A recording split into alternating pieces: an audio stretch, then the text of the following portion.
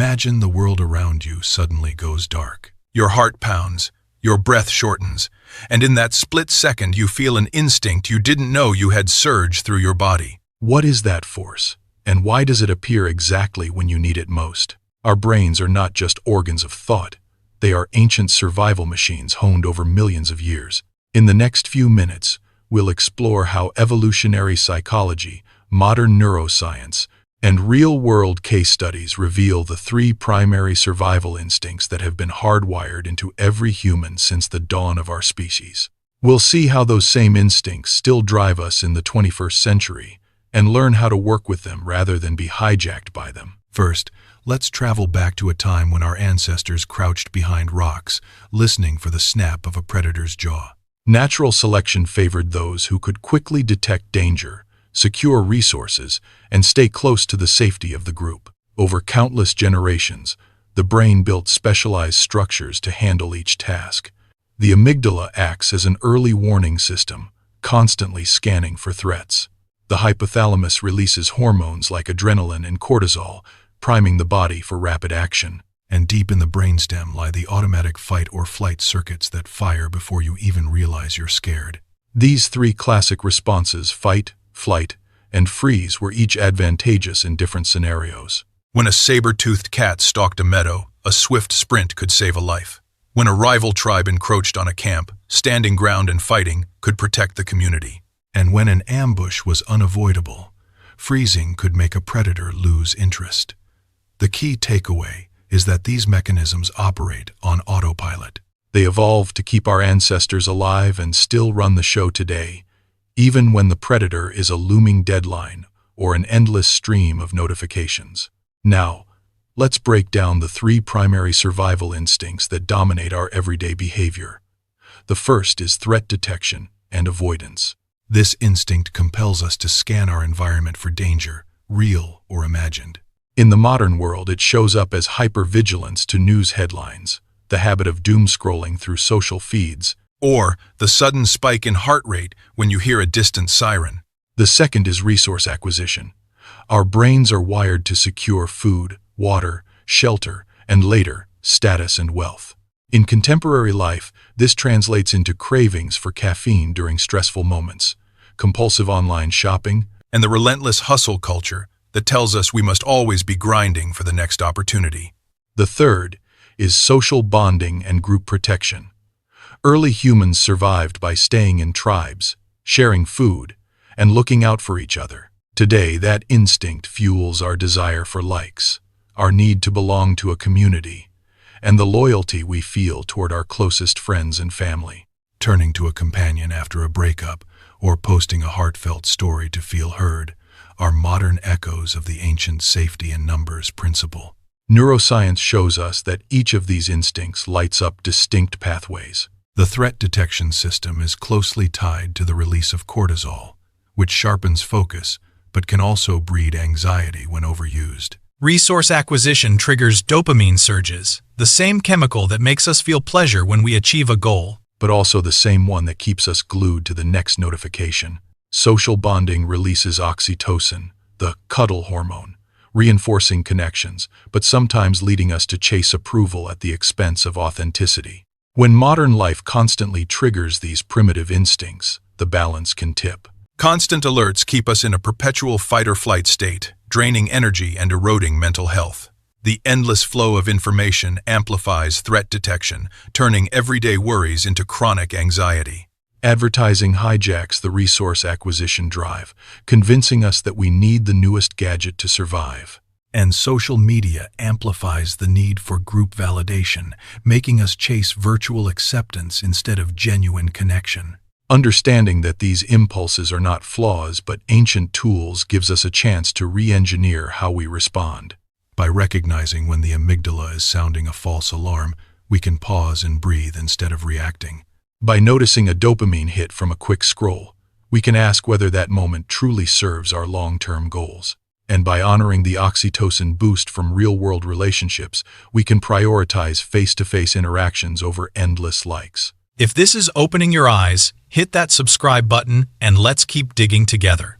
Now that we've peeled back the layers of our ancient wiring, Let's translate that insight into everyday habits that keep the mind sharp and the heart calm. First, give the amygdala a momentary pause.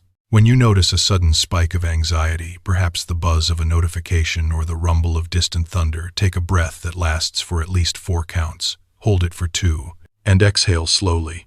This simple rhythm signals to the brain that the threat is not immediate, allowing the prefrontal cortex to step in and assess the situation with rational thought. Over time, this practice rewires the default alarm system, making it less prone to false alarms. Next, tame the dopamine loop that fuels endless scrolling. Create intentional windows for digital intake.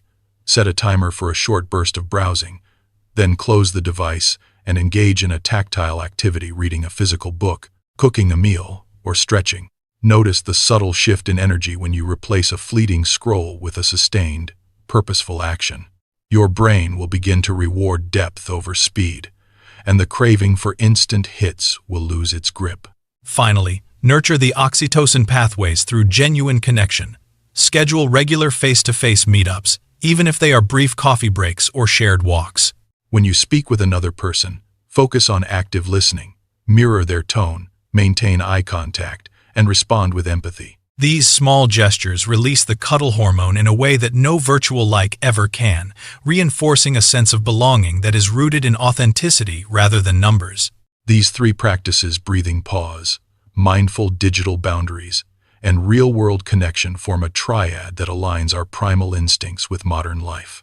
By honoring the original purpose of each instinct, we transform them from hidden saboteurs into conscious allies. Think about a moment this week when you felt your heart race for no clear reason.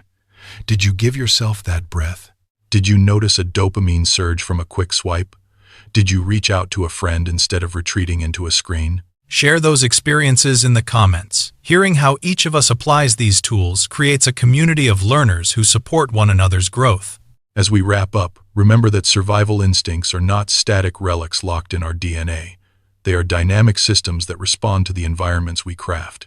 The more we understand the chemistry behind threat detection, resource pursuit, and social bonding, the better we can design lives that feel safe, purposeful, and connected. Imagine a future where you walk through a crowded city street without the constant undercurrent of anxiety, where a challenging project at work feels like a puzzle rather than a peril, and where friendships deepen because you choose presence over passive approval. That future starts with the small choices you make today. If you found this exploration of the mind-body blueprint useful, let a like ripple through the channel. It tells the algorithm that this conversation matters and helps more seekers discover the material. And if you feel the spark of curiosity still flickering, consider subscribing so you won't miss the next deep dive into how our brains shape habits, creativity, and resilience. Your engagement fuels the very community we're building, turning the abstract science of survival into lived experience for everyone watching. Before you go, take a moment to reflect. Which of the 3 instincts feels most dominant in your daily routine, and how might you balance it with the other 2? Write your thoughts below, and let's start a dialogue that bridges neuroscience with everyday life. Your voice adds a vital thread to the tapestry we're weaving together. Thank you for traveling through the corridors of our primal mind. Keep questioning, keep experimenting, and keep connecting. Until the next episode, stay aware, stay grounded, and remember that the same forces that kept our ancestors alive are now available for you to master. See you soon. And as you step back into your day, let the awareness you've gained settle like a quiet rhythm beneath the noise. Notice when your mind flickers toward threat, when it reaches for a quick reward, or when it pulls you toward another person. Each time you catch that pattern, you're rewiring the ancient circuitry with intention. Think about a recent moment when you felt that surge of alertness, perhaps a sudden email ping or a crowded subway, and ask yourself, what would happen if you greeted that signal with a calm breath instead of a racing heart? What small shift could you make right now to turn a reflex into a choice? I'd love to hear the strategies you try, so drop a comment below describing the first step you'll take. If today's dive sparked a new curiosity, share it with a friend who might benefit from a little primal insight. And whenever you feel ready for the next exploration of how our brains shape the stories we live, come back and join the conversation. Your voice keeps this community alive, And together, we'll keep turning ancient survival tools into modern strengths. Until then, stay present, stay curious, and keep mastering the mind.